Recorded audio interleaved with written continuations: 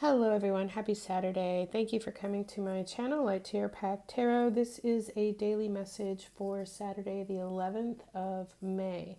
So it's not sign specific, it's not personal. Take this as it resonates. If this has come across your path, there could be a message here for you. All right, so what I'm seeing here today is we have the Two of Wands and the Hierophant here. There's something here that we desire. There's something here that we want to attain.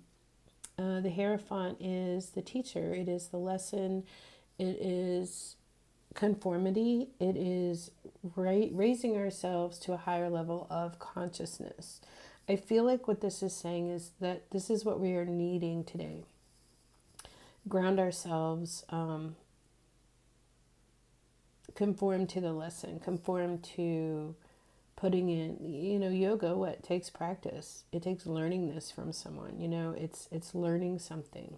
It's not going to happen overnight, but I feel like the message here is that there is something that we want to attain, and to do so is to discipline ourselves,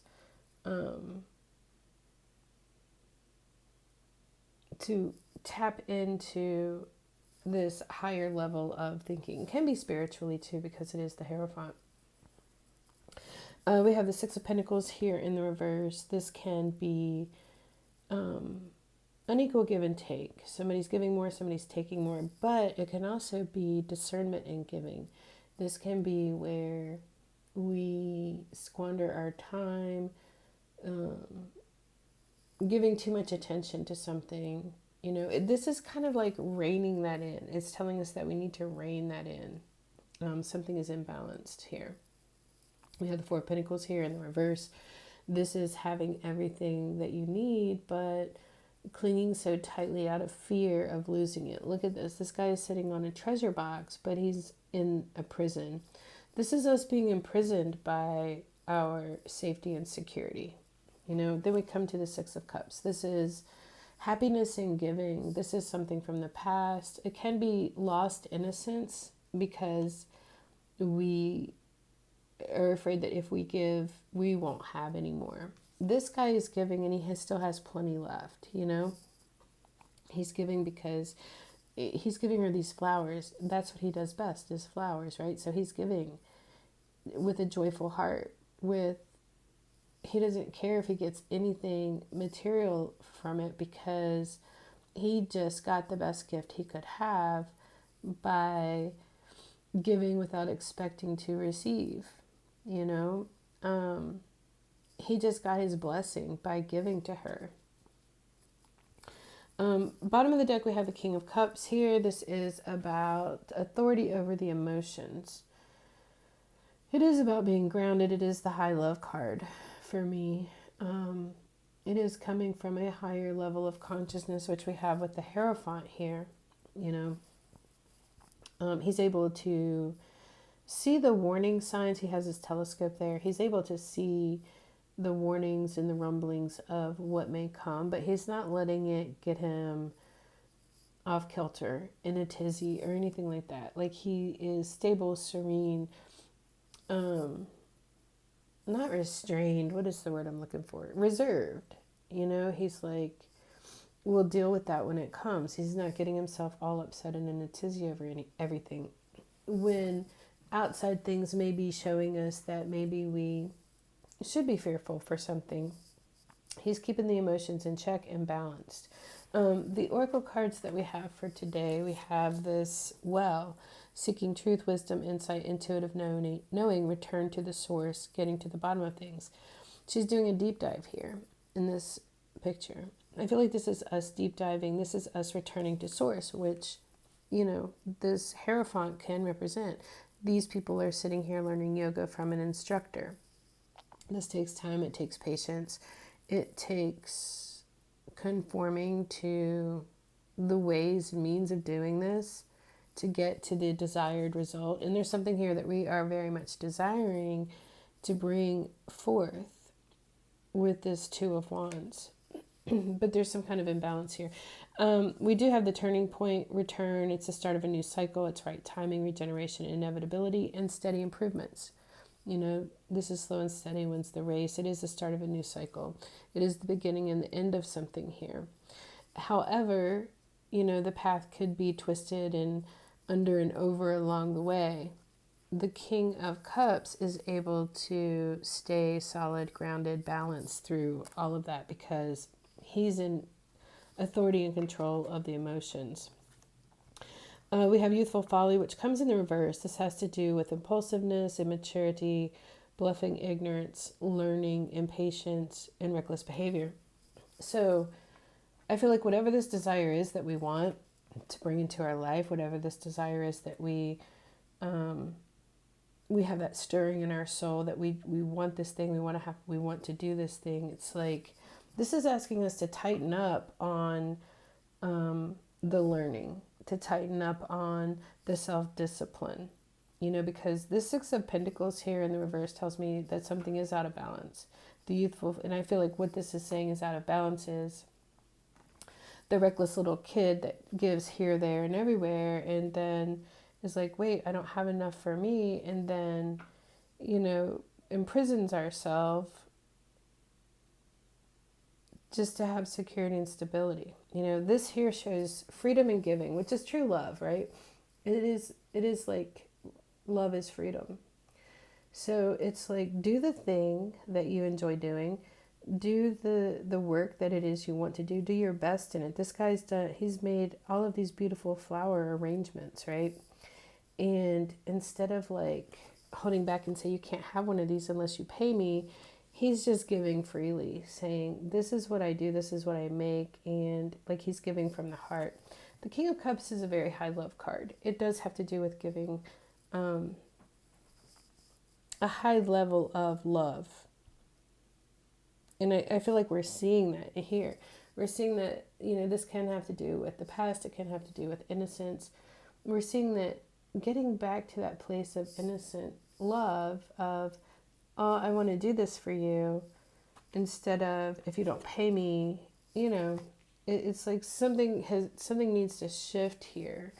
And I feel like it's us coming from this higher level of consciousness with the Hierophant. It's us doing the work, putting in the practice of grounding ourselves, of conforming to, maybe it's that we have to show up and water these flowers every day. Maybe it's that after work, this is the thing that we do. We make flowers, whatever that flowers represents for you. And then we give it selflessly, lovingly. So the oracle cards that came out for this reading, we have Door to Value, which I like a lot. There's a door here opening, and there's like this gold city, and then there's money just like falling in. I'm going to read this because I don't want to miss a message.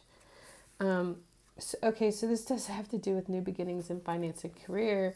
We have the start of a new cycle here. Something has the seed of the beginning and the end, but there might be some twists and turns along the way. Let's read this. This card shows a door with a gold coin on it, opening to a place that's filled with light and bright potential. Money, coins, jewels fly toward you through the open door, revealing a golden city beyond.